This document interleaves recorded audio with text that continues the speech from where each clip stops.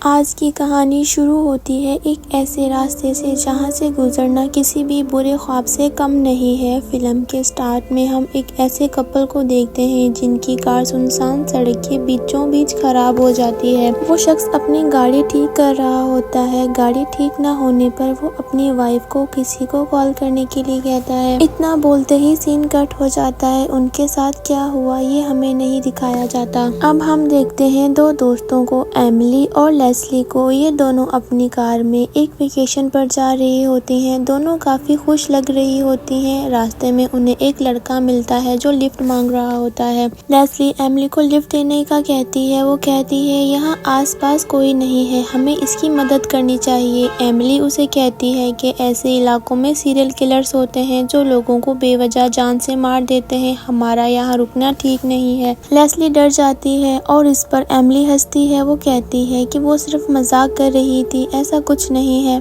कुछ दूर जाकर उनकी गाड़ी रुक जाती है। अब उनके सामने दो रास्ते होते हैं लेकिन उन्हें पता नहीं होता इनमें से सही रास्ता कौन सा है। एमिली लेस्ली से जीपीएस के बारे में पूछती है जिस पर लेस्ली बताती है कि जीपीएस बहुत पहले ही बंद हो चुका है। लेस्ली कहती है मुझे लगता है हमें लेफ्ट लेना चाहिए। एमिली उसकी बात मानते हुए लेफ्ट लेती है। आगे जाकर उनका सामना एक ट्रक से होता है। ये ट्रक काफी स्लो चल रहा होता है। उस ट्रक के पीछे एक कार होती है और ये उसी कपल की कार होती है जो मूवी के स्टार्ट में हमें दिखाई गई थी। लेस्ली को गुस्सा आ रहा होता है क्योंकि ट्रक उन्हें रास्ता देने के बजाय स्पीड मजीद कम कर लेता है। एमिली गुस्से में उसे कट मारते हुए आगे निकल जाती है और फिर वो दोनों कुछ दूरी पर एक गैस स्टेशन पर रुकती हैं। उनके साथ ही वही ट्रक भी उनका पीछा करते हुए वहां पहुंच जाता है। एमिली कोशिश करती है कि वो किसी तरह उसका चेहरा देख सके लेकिन गैस स्टेशन का एक लड़का उसके सामने आ जाता है। एमिली फोन पर किसी से बात कर रही होती है जहां वो ट्रक ड्राइवर भी उसे देख रहा होता है और फिर वो वहां से जाने लगती हैं।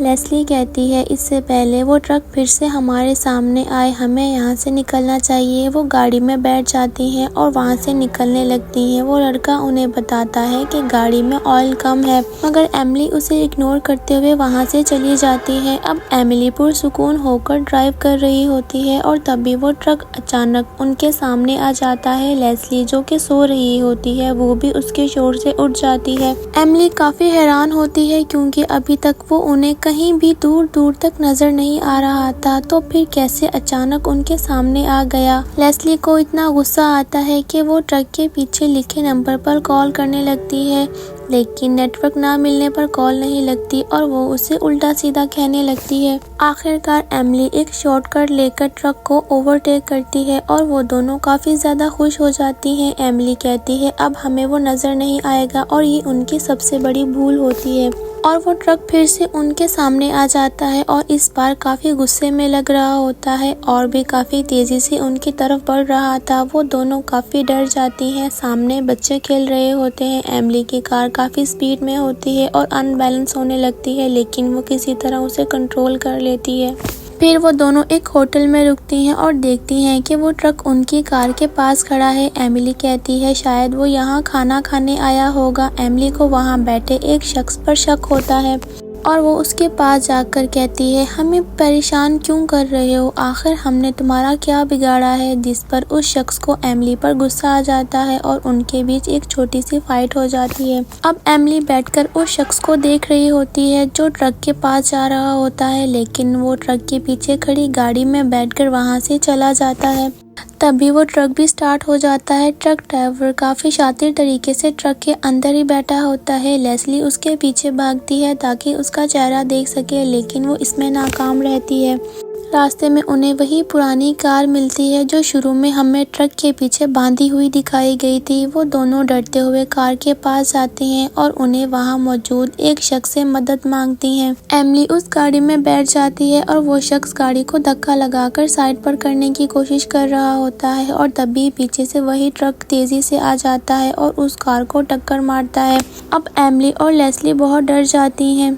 अब वो ट्रक सिर्फ उन्हें डरा नहीं रहा होता बल्कि उन्हें मारने की कोशिश करता है। उन दोनों को एहसास हो गया था कि वो ट्रक वाला अब उन्हें जिंदा नहीं छोड़ेगा। वो तेजी से कार ड्राइव करके वहाँ से निकल जाती हैं। वो ट्रक फिर से उनके पीछे आता है और इस बार वो दोनों काफी घबरा जाती हैं। उन्हें समझ नहीं आती आखिर वो कौन है और ऐसा क्यों कर रहा है। फिर अचानक उनकी गाड़ी का टायर फट जाता है। एमिली टायर बदलने लगती है और लेस्ली रोड पर खड़े होकर उस ट्रक को वापस आता देखती है और वो दोनों जंगल की तरफ भागने लगती हैं। एमिली ठोकर खाकर नीचे गिर जाती है और बेहोश हो जाती है। जब उसे होश आता है तो लेस्ली वहाँ नहीं होती। वो उसे ढूंढते हुए कार के पास वापस आती है तो ये देखकर काफी हैरान रह जाती है कि कार का टायर पहले ही बदला जा चुका है। एमिली ड्राइव करके कुछ दूर तक आती है तो फिर वही ट्रक देखती है। एमिली को लगता है लेस्ली उसी ट्रक में है और वो ट्रक के पास जाकर उसे आवाज देती है, मुझे सिर्फ इतना बता दो कि लेस्ली ठीक है।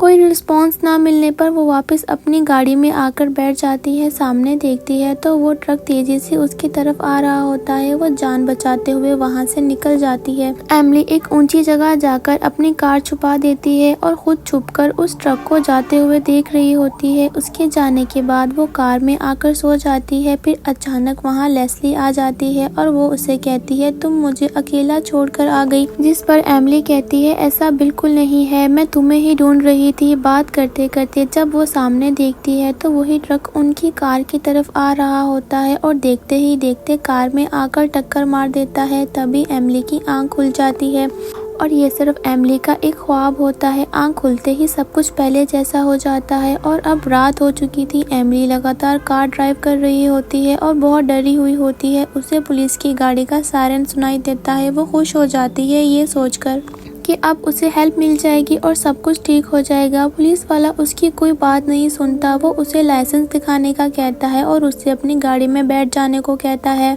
एमिली अपनी गाड़ी में आकर बैठ जाती है और ऑफिसर को लाइसेंस दिखाती है। फिर वो ऑफिसर पूछता है, तुम यहाँ क्या कर रही हो।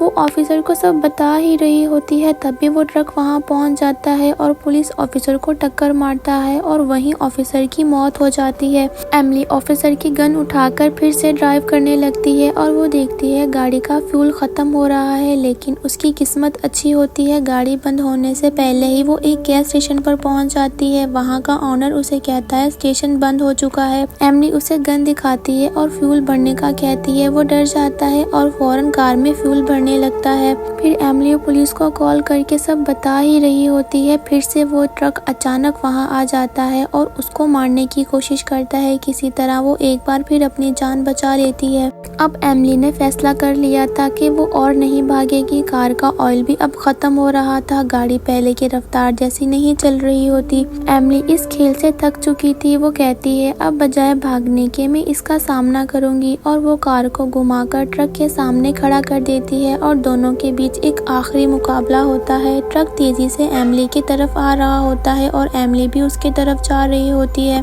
जैसे ही वो बिल्कुल करीब आ जाता है, एमिली कार मोड़ लेती है और ट्रक एक ऊंचे पहाड़ पर जाकर अटक जाता है। एमिली ट्रक के पास जाती है और लेस्ली को आवाज मारती है। तभी उसे रिंगटोन सुनाई देती है। वो कार में आकर अपना फोन उठाती है, लेकिन ये रिंगटोन उसके फोन की नहीं होती।